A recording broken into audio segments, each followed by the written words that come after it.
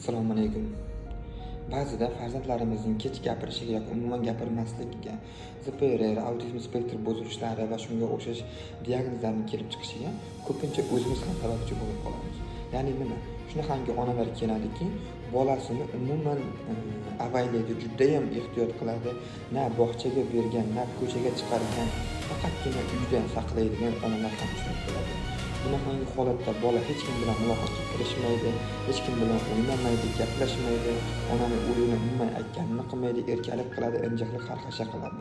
Va shuning hisobiga bolada umuman ko'nikmalar shakllanishi, o'sha muloqotning shakllanishi va shunga o'xshash juda ham ko'plab buzilishlar kelib chiqyapti.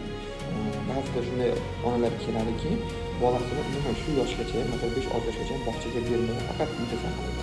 Bog'cha bu bolani rivojlanishi uchun, bolani amaliy ko'nikmalar shakllantirish uchun, bolani muloqoti uchun judayam muhim narsa hisoblanadi.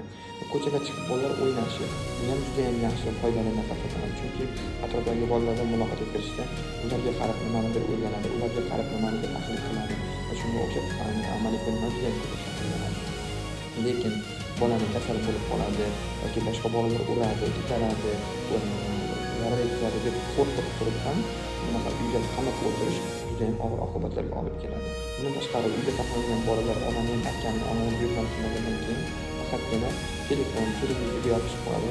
Shuning uchun bolani ozgina o'ziga ham qo'yib berish kerak. Ozgina o'ziga bo'lgan chalishni oshirish kerak. Psixologik yordam ko'rsatish kerak. Ba'zida faqatgina bolani emas, onaning ham ruhiy holatlari, o'sha psixologik holatlari yaxshi, kuchli va quvvat bo'lsa, bolaga juda ham katta foydalar keltiradi. Shuning uchun onalar o'zlaringizga ham tashqaridan bir e'tibor berib ko'ringlar. Bolamni nima qilyapman, qanaqa holatda ushlab turibman, zarar yetkazib qo'ymayapmanmi, unga foyda keltiraman degan savollarni o'zlaringizga ham berib ko'ringlar.